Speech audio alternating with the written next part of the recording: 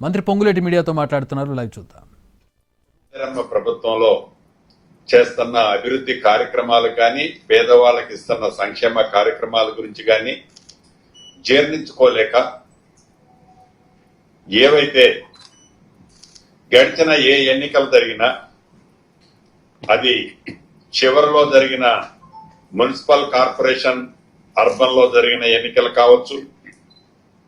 Rural ప్రాంతంలో జరిగిన గ్రామ పంచాయతీ ఎన్నికలు కావచ్చు, బై ఎలక్షన్లు అయిన జూబ్లీ హిల్స్ కంటోన్మెంట్ ఆనాడు బీఆర్ఎస్ శాసనసభ్యులు అకస్మాత్తుగా చనిపోతే వచ్చిన బై ఎలక్షన్లు కావచ్చు, పార్లమెంటు ఎన్నికలు కావచ్చు, అసెంబ్లీ ఎన్నికలు కావచ్చు, ఏ ఎన్నికలు చూసినా స్టెప్ బై స్టెప్ ఈనాడు అధికారంలో ఉన్న కాంగ్రెస్ పార్టీ ప్రజా ఆదరణ పొందుతూ ఒక ఎన్నికలకి మించి ఒక ఎన్నికల ఫలితాలు, అది ఓట్ల శాతంలో కానివ్వండి, నియోజకవర్గాల పరంగా అత్యధికంగా కాంగ్రెస్ పార్టీ ఓట్లు వచ్చిన నియోజకవర్గాల పరిధిలో కానివ్వండి, మనం చూసినట్లయితే కాంగ్రెస్ పార్టీ ప్రతి ఎన్నికల్లో ప్రతిపక్షాలు ఊహించిన దానికంటే అత్యధిక ఓట్లు సాధించుకుని వస్తున్నది. కాబట్టే దాన్ని జీర్ణించుకోలేక ఇద్దరు బావమరుదులు, పితామహుడు అని చెప్పుకునే మహానుభావుడు ఫామ్ హౌస్ లో కూర్చొని ఈ ఇద్దరు ఒంటి నిండా విషము నింపుకొని ఏ రకంగా ఈ ప్రభుత్వం మీద, అది నీళ్లకు సంబంధించిన విషయాలు కావచ్చు, మిగిలిన విషయాలు కావచ్చు, అది గోదావరి పరివాహక ప్రాంతంలో ఉన్న ప్రాజెక్టులు కావచ్చు, కృష్ణా పరివాహక ప్రాంతంలో ఉన్న ప్రాజెక్టులు కావచ్చు, ఈ ప్రాజెక్టుల మీద వారు మాట్లాడే తీరును చూస్తుంటే చాలా హాస్యాస్పదంగా, జనము అసహించుకునే విధంగా, నవ్వుకునే విధంగా, నిస్సిగ్గుగా ఎలా మాట్లాడుతున్నారో ప్రత్యక్షంగా మనం చూస్తున్నాం. మీకు తెలియంది కాదు, ఆనాడు కాంగ్రెస్ నాయకుడిగా దివంగత నేత రాజశేఖర రెడ్డి గారు పాదయాత్రలో చేసినప్పుడు రాష్ట్ర వ్యాప్తంగా పాదయాత్ర చేసి పేదవాడి కష్టాలు ప్రత్యక్షంగా చూసి ఈ పేదవాడి కష్టాలు పరిష్కారానికి మార్గము, ఏకైక మార్గం గోదావరి పరివాహక ప్రాంతంలోని గోదావరి నీటిని సఫిషియెంట్ గా తెలంగాణ ప్రాంతానికి గాని మిగిలిన ప్రాంతాలకు గాని వాడుకోవాలని, అదే రకంగా కృష్ణా పరివాహక ప్రాంతానికి సంబంధించిన నీటిని ఆ ప్రాంతాల్లో, అది మహబూబ్ నగర్ కావచ్చు, నల్గొండ కావచ్చు, ఖమ్మం కావచ్చు, ఆ ప్రాంతాల్లో కూడా సమృద్ధిగా రైతన్నకు నీరిస్తే తప్ప ఈ కష్టాలు తీరవని జలయజ్ఞంలో భాగంగా ఆనాడు అనేక ప్రాజెక్టులు చేపట్టి దాంట్లో భాగమే ఏదైతే ప్రాణహిత చేవెళ్ల ప్రాజెక్టు. ఈ ప్రాణహిత చేవెళ్ల ప్రాజెక్టు తుమ్మిడిహట్టి దగ్గర కడితే హైట్ ఎక్కువ, అత్యధిక హైట్ లో ఉన్న ప్రాంతం, సమృద్ధిగా నీళ్లుంది, సిడబ్ల్యూసి పర్మిషన్ ఉంది, తక్కువ ఖర్చుతో అది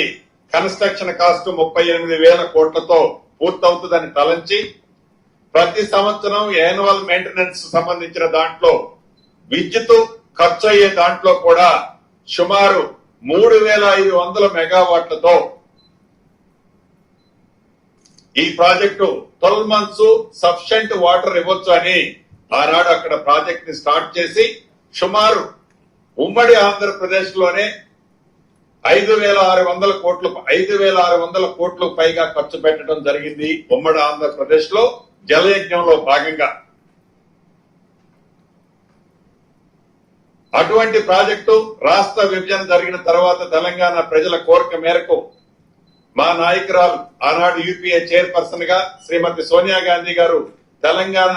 ప్రజల ఘోషని గ్రహించి తెలంగాణ రాష్ట్రాన్ని ఇచ్చిన తర్వాత మాయమాటలు తమ్మి ఆనాటి ప్రభుత్వం 10 సంవత్సరాలు ఎవరైతే దొరల పాలన జరిగిందో ఆ దొరల పాలన జరిగిన టైంలో వారి టైంలో కూడా ఏదైతే ఈ ప్రాణీయత చేవల్ల తుమ్మిడిహట్టు దగ్గర ఆనాటి ఉమ్మడి ఆంధ్రప్రదేశ్ లో సుమారు 5,600 కోట్లు ఖర్చు పెట్టిన ఆ ప్రాజెక్టు మీద వీరు ముఖ్యమంత్రిగా ఉన్ననాటి ఆనాటి ముఖ్యమంత్రి కూడా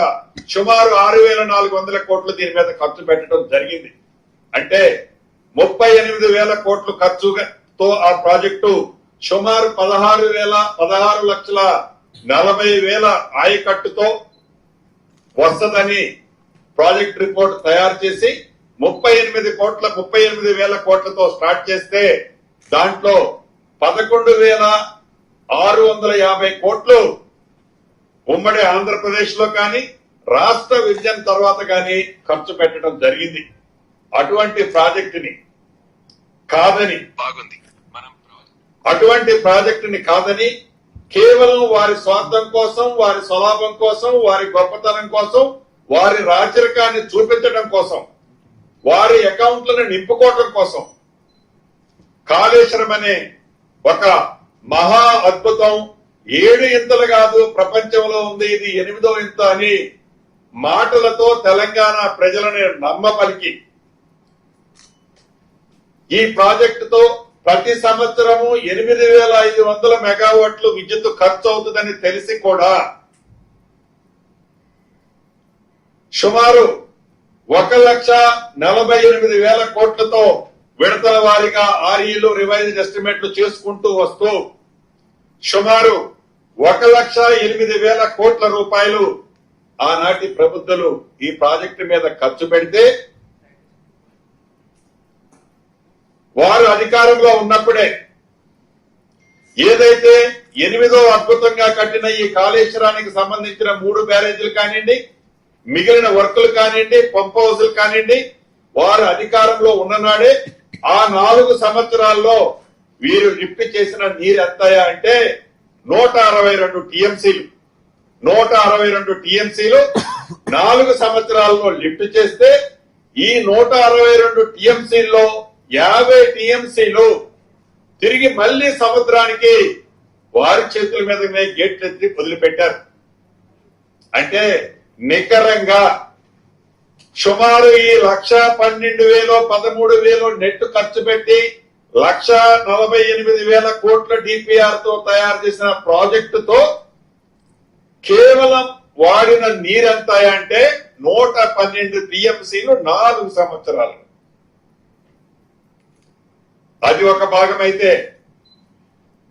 మేము మహా అద్భుతంగా 7వ వింతగా కట్టినమన్న ప్రాజెక్టు వారి హయాంలోనే శంకుస్థాపన చేసి ఆర్భాటంగా ఓపెనింగ్ చేసిన కొద్ది నెలలోనే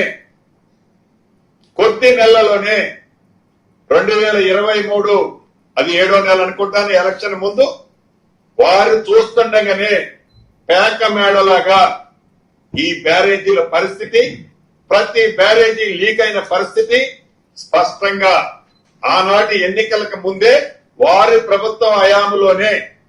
వారి అధికారులు, వారి ఇష్టమైన అధికారులు అధికారంలో ఉన్ననాడే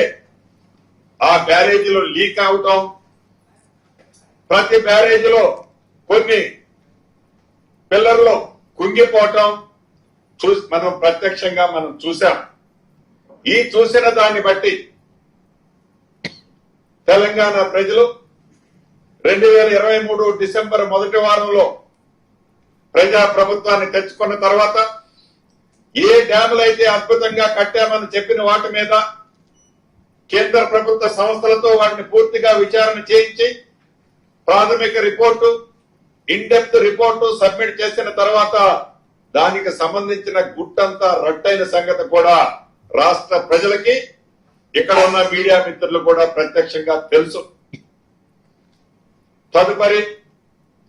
పదే కేంద్ర ప్రభుత్వం ఆనాడు తెలంగాణ రాష్ట్రంలో అధికారంలో ఉన్నప్పుడు కేంద్రంలో ఉన్న ప్రధానమంత్రి గారు కానివ్వండి, ప్రతి కేంద్ర మంత్రి గారిని కానివ్వండి, ఆనాడు ఈ రాష్ట్రానికి వచ్చినప్పుడు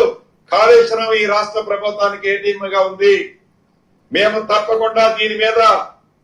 ప్రత్యేకమైన ఎంక్వైరీ చేపిస్తాం, రాష్ట్ర ప్రభుత్వం కనుక కోరితే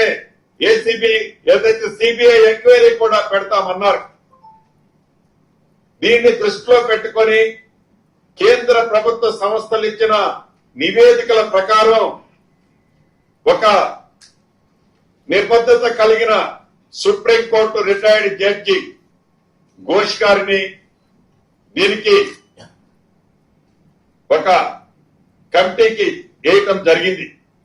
వారిచ్చిన రిపోర్టు కూడా మీ అందరికీ గతంలో మేము చూపించాం. అసెంబ్లీ సాక్షిగా ఆ రిపోర్టును పెట్టాం. అసెంబ్లీలో డిబేట్ పెట్టాం. ఆ డిబేట్ లో ప్రధాన ప్రతిపక్షం అద్భుతమైన కట్టిందని చెప్పిన వారు కూడా ఆ డిబేట్ నుంచి ఎట్లా ఎస్కేప్ కావాలనో దారులు ఎత్తుక్కొని ఎస్కేప్ అయిన సందర్భం మీరు చూశారు. తదుపరి దీన్ని కేంద్ర ప్రభుత్వ సంస్థ అయిన సిబిఐకి హ్యాండ్ ఓవర్ చేసిన సంగతి కూడా మీకు తెలుసు. సిబిఐకి హ్యాండ్ ఓవర్ చేసినది ఎన్ని నెలలు అయిందో మీకు తెలుసు. కేంద్ర ప్రభుత్వం నుంచి ఆ సిబిఐ నుంచి ఈ రోజుకి వారిద్దరి ఫెవికాల్ బంధం ఏంటో స్పష్టంగా చెప్పగానే చెప్తున్నారు. దాని మీద ఏ రకమైన ఎంక్వైరీలు కానీ ఇతరత్ర రాకపోవడం దురదృష్టకరం. అయినా కూడా అనేక పర్యాయాలు గౌరవ ముఖ్యమంత్రి రేవంత్ రెడ్డి గారు కానివ్వండి, నీటిపారుదల శాఖ మంత్రి వర్యులు ఉత్తమ్ కుమార్ రెడ్డి గారు కానివ్వండి, అధికారులు కానివ్వండి, ఈ గోదావరి పరివాహక ప్రాంతానికి సంబంధించిన ప్రాజెక్టుల విషయంలో ఈ కాళేశ్వరంతో పాటు ఏదైతే తుమ్మిడిహట్టు దగ్గర ఆనాడు ఖర్చు పెట్టిన సుమారు 11,000 పైగా కోట్లు ఖర్చు పెట్టిన ఆ ప్రాజెక్టుతో పాటు దిగువన కట్టిన సీతారామ ప్రాజెక్టు విషయం కూడా ఎక్కడ కమిషన్లు ఎక్కువ వస్తాయో, ఎక్కడ మోటార్లు పంపులు కొంటే మనకి వాళ్ళకి ఎక్కువ కమిషన్లు వస్తాయో అటువంటి వర్కులే టేకప్ చేశారు తప్ప ప్రతి నియోజకవర్గానికి 1,00,000-1,50,000 ఎకరాలకు ఆయకట్టు ఇస్తామని చెప్పి ఈ ఆయకట్టు ఇస్తామన్న దగ్గర ఎక్కడా కూడా ఒక పిల్ల కాలువ కూడా ఆనాటి ప్రభుత్వం